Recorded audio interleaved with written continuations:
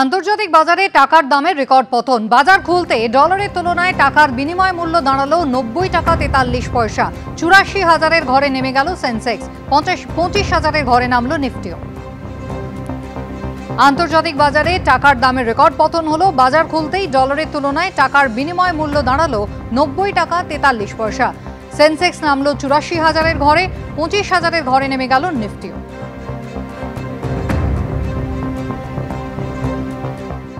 উত্তরপ্রদেশের আমরোহায় ভয়াবহ গাড়ি দুর্ঘটনা, মৃত 4 MBBS ডাক্তার। ভিন রাজ্যে দুর্ঘটনায় মৃত এই 4 জন চিকিৎসকের মধ্যে একজন পশ্চিমবঙ্গের, একজন ত্রিপুরার বাসিন্দা। আমরোহায় দুর্ঘটনায় নিহত বেলঘরিয়া নিবাসী চিকিৎসক অর্ণব চক্রবর্তী।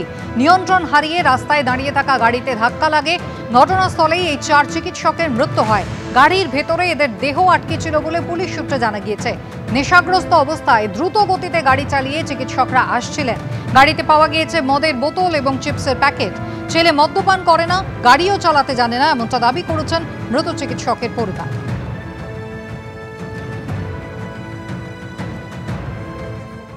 3 दिसंबर 2025 की रात्रि 9:45 बजे के लगभग रजापुर थाना क्षेत्र के अतरासी चौकी के सामने अपोजिट में सर्विस लेन पर एक DCM के पीछे से एक डिजायर कार ने टक्कर मार दी, जिसमें मौके पर ही 4 लोगों की मृत्यु हो गई।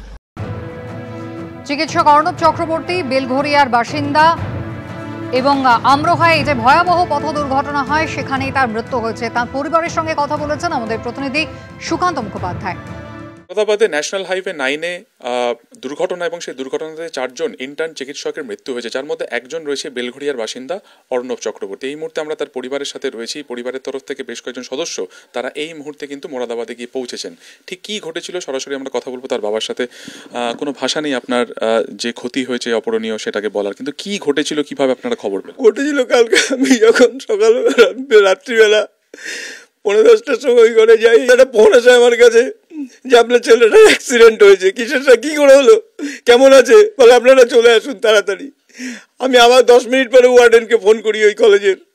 সাথে সাথে ওয়ার্ডেন আমাকে বলে কে হলো, বলে পাপ্পা বল না। তখন বললো যে ও এক্সপায়ার করে গেছে। সাথে সাথে আমরা অনেক চেষ্টা করি, প্লেনের টিকিট কাটার পারিনি, রাত্রিবেলা কোনো প্লেন ছিল না। তারপর বেলঘরিয়া থানার একজন ওসি আমার বাড়িতে আসেন, ট্রুকল্যান্ড সিংহরায়, তিনি সাথে সাথে ফোন করেন সমস্ত জায়গায়, সমস্ত ঠিক করে দেন। তারপর প্লেনের টিকিট কেটে আজকে আমার পাশের বাড়ির অর্ধেন্দু বাগচি, সাত্বিক, সিনারায় আর সৌভিক 3 জন চলে গেছে।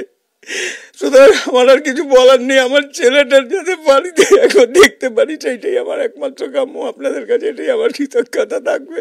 মাসে আসার কথা ছিল বাড়ি, আমার ওর ইন্টার্ন হয়ে গেছে 6 মাস আর 5 মাস। ওর মে মাসে দিলে কনভোলেশন জুন মাসে হবে ওর। তখন আমাকে বললো বাবা তুমি আর এসো না, তুমি জুন মাসে এসো, কনভোকেশন করে আমি চলে যাবো। আমি তো ওইগুলো সব পাঠিয়ে দিচ্ছি তোমাকে প্রতি বছর প্রতি মাসে একটা করে।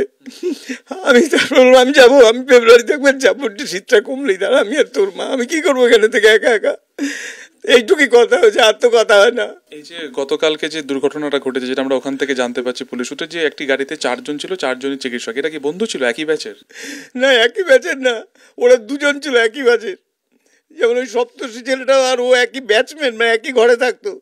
আর ওরা 2 জন আরো সিনিয়র বা জুনিয়র হবে আর কি, ঠিক আমি জানি না আর কি। কোথায় যাচ্ছিল তার আগে কোনো কথা হয়েছিল? কোনো কথা হয়নি আমার সাথে। আর তখন তার আগে মানে কোথায় যাবে কিছুই বলেনি। তার আগে বারবারই ফোন করে, তো বেশি দূর, কলেজের থেকে বেশি দূরে এই ঘটনাটা ঘটেনি। কলেজ থেকে খুব সামনেই ঘটনাটা ঘটেছে, মানে ন্যাশনাল হাইওয়েটার উপরে। কলেজটা তো ন্যাশনাল হাইওয়ের উপরে। এই কিছু বলেছে পুলিশ কিভাবে ঘটলো? কারণ একটা গাড়ি পার্কিং ছিল, সেখানে গিয়ে সজোরে ধাক্কা সেটা বলেছে একটা নিয়ন্ত্রণ হারিয়ে নাকি অন্য কিছু। সেটা তো আমরা এখান থেকে বসে কিছু বুঝতে পারবো না যতক্ষণ না পর্যন্ত পুরো তথ্যটা আমরা পাবো। কি বলবো বলুন, আমি তো তথ্য আপনারাও পাননি? না, এখনো পুরো তথ্য পাইনি। ওইটুকু শুনেছি ট্যাঙ্কারে গিয়ে ধাক্কা মেরেছে। আমরা কথা বলছিলাম এই মুহূর্তে মৃত চিকিৎসকের বাবার সাথে। কান্নায় স্বাভাবিকভাবে তিনি ভেঙে পড়েছেন। ইতিমধ্যে এখান থেকে বেশ কয়েকজন পরিবারের সদস্য তারা পৌঁছেছেন সেখানে, এবং ময়নাতদন্তের পরই দেহ নিয়ে আসা হবে কলকাতাতে। ক্যামেরা অভিজিৎ দত্তের সঙ্গে সুকান্ত মুখোপাধ্যায়, এবিপি আনন্দ, বেলঘরিয়া। এবিপি আনন্দ, এগিয়ে থাকে, এগিয়ে রাখে।